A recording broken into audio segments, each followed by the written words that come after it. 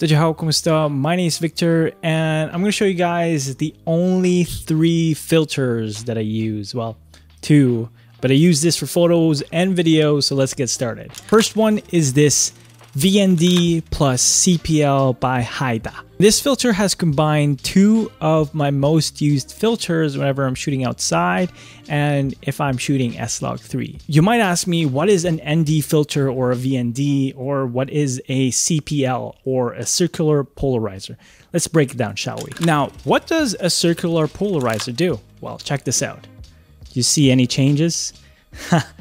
I was trying to hide my sort of messy desktop, and the main function of a circular polarizer is to kind of bend reflections or get rid of reflections. Now, this is very helpful for a lot of things, not just on screens, but on water. You can actually see through the water instead of you seeing the reflection of the light, of the clouds, of the sun, because it's so strong and the water surface is reflective. Now, this also works in glass. Anything that reflects something, reflects light. With a circular polarizer, you're really able to manipulate the reflections to your liking. Now, this also works in skin. So let's say if you have an oily skin or there's like a little splash in there. Now, if we sort of bend this over, now you can get that shiny little spots on your face, on your subject's face. Now, I do like this a little bit, but we are now able to kind of get rid of that. See?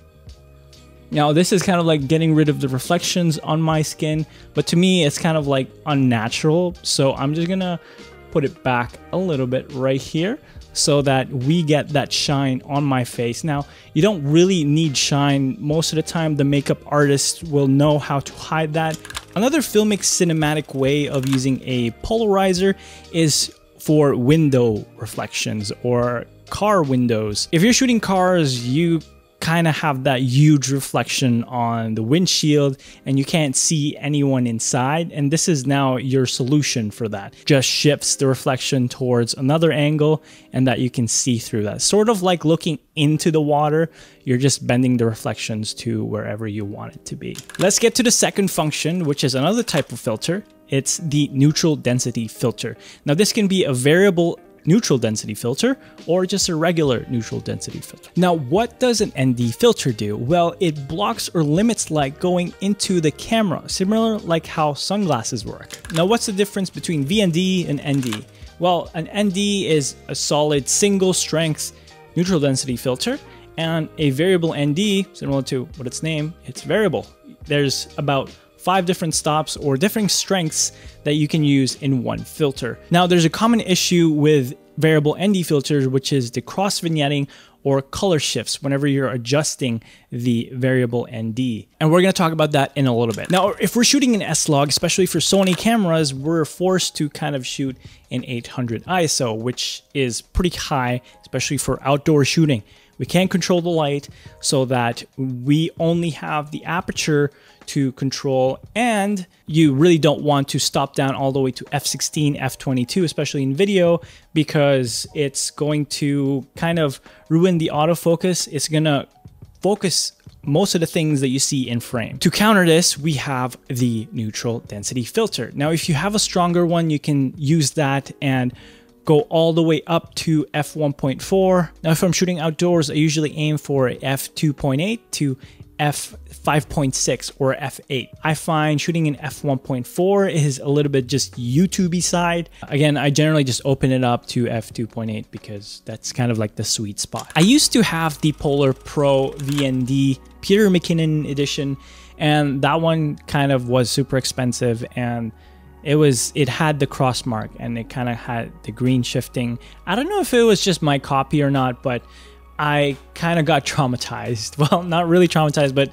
I didn't trust ND filter from there on because I spent so much money on it and it wasn't performing as advertised. So I scrapped it out. I tried to find another replacement, which was the Freewell ND filters, actually the magnetic ones. Now, before I switch into this Haida 2-in-1 VND CPL, we either had to choose one of the 2 negatives between the 2 types of different ND filters. One is to deal with the X mark, the cross vignetting and the color shifts, or we need to carry a bunch of different ND filters that are in different strengths to cover different sunlight levels or how bright it is outside, depending on the time of day you're shooting. Now, the biggest thing about this haida filter is that it's 2-in-1. Now, mind you, a VND is actually a polarizer already. It just doesn't have this mechanism that haida designed with the 2-in-1 lenses. So here's one right here. This is another variable ND filter.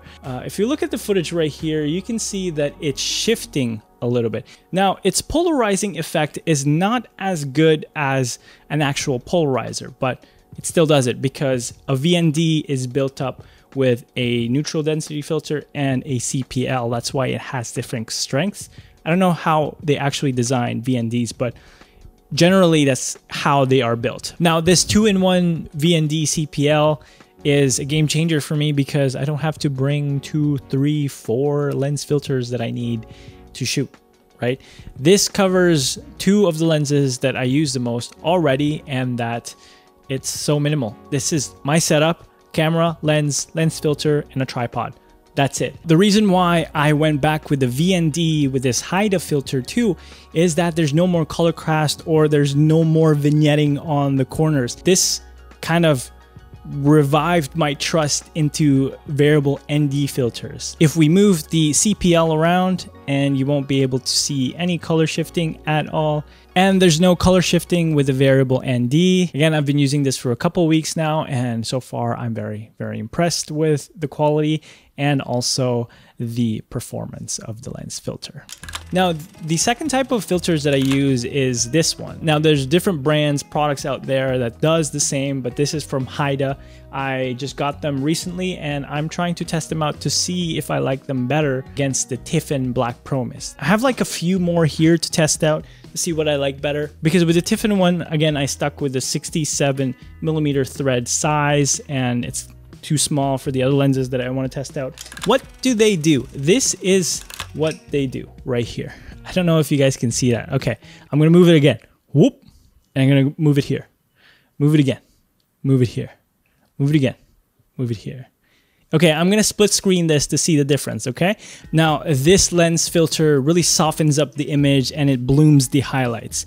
You can see from here, and it also reduces contrast, where sometimes this is a little bit filmic looking vibe, cinematic kind of thing. And I'm sure you guys have seen different artists and YouTubers use this. But to me, this is my personal favorite. I usually put 1/8 strength, sometimes 1/4, depending on the work. Mostly on beauty shots, beauty commercials, anything that's face related. It really makes the face pleasing. And again, it just gives you a dreamy vibe, and it's just a more stylistic look to your videos or photos. If I'm shooting a product video, I'm not gonna use the mist filters or any softening because I want that sharp product look and that it's, you know, very, very tactile, whatever you're trying to shoot with the product. I use the CPL a lot because of reflections again, and then a VND to really help me out with exposure. Because one of the top priorities I have when shooting videos or taking photos is exposure. With proper exposure, you're gonna have a really clean looking image, and that composition is next, and yada, yada, yada. And that's it. Those are my 2 filters. As usual, I'm giving away my S-Log3 LUT pack, and all you have to do to win is comment down below what you think about my lens filter choice, and would you try and get one yourself. If you do want the LUT pack now, it's available in the link down below. And if you want to learn how I take cinematic photos, click in this video right here. And I'll see you guys in the next one. Peace. 너와 나